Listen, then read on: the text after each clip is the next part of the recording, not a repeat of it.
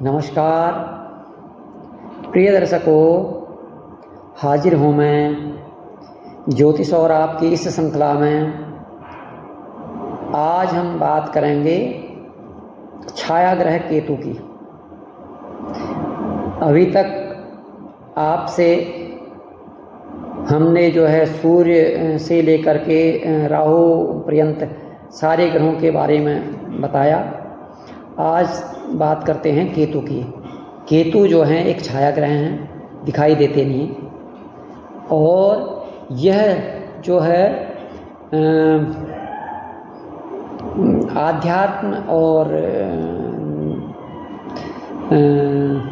त्याग का प्रतिनिधित्व करते हैं, वैराग्य का प्रतिनिधित्व करते हैं, आध्यात्मिक शिक्षाओं का प्रतिनिधित्व करते हैं, और भौतिक जगत से जो है हम सांसारिक जीवन से जो है विरक्ति की ओर ले जाने वाले, और अंतर्ज्ञान का प्रतिनिधित्व करते हैं केतु, और यह सांसारिक मोह माया से दूर ले जाने वाले ग्रह हैं ये व्यक्ति को। और अंतर्ज्ञान, जो आध्यात्मिक अंतर्ज्ञान को जागृत करने वाले जो ग्रह हैं वो केतु ही हैं।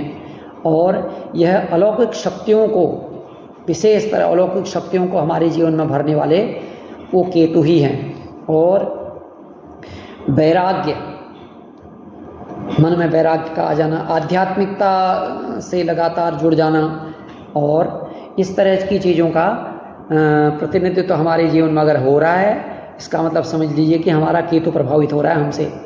और वैराग्य में फिर कितनी गहनता होगी, कितनी गूढ़ता होगी, और तंत्र मंत्र की शक्तियाँ जो हैं वो सारी जो है मैंने कि केतु से ही प्रभावित होती हैं।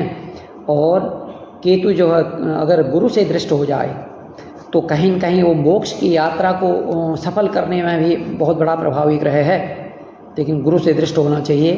अब वो मोक्ष का भाव से संबंध रखना चाहिए उसको।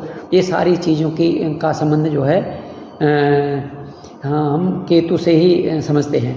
और विरक्ति, जीवन में बिल्कुल एकदम वैराग्य का आ जाना, सारी भौतिक चीज़ों से पूरी तरह से समर्पण करके और व्यक्ति को आप वैराग्य की तरफ मुड़ जाना, यह भी केतु का ही स्वभाव है।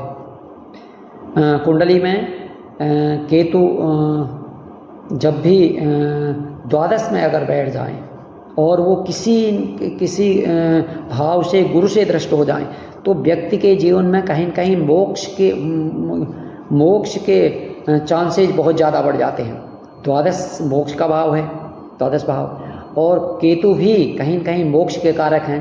अगर भगवान बृहस्पति गुरु अगर उनसे दृष्ट हो जाए, गुरु की दृष्टियाँ तो पवित्र हैं, वो तो अमृत है उसमें, तो व्यक्ति को मोक्ष इस जन्म के अच्छे कर्म भोग करके और दूसरे जन्म के लिए दूसरे मन की यात्रा में मोक्ष मिल सकता है।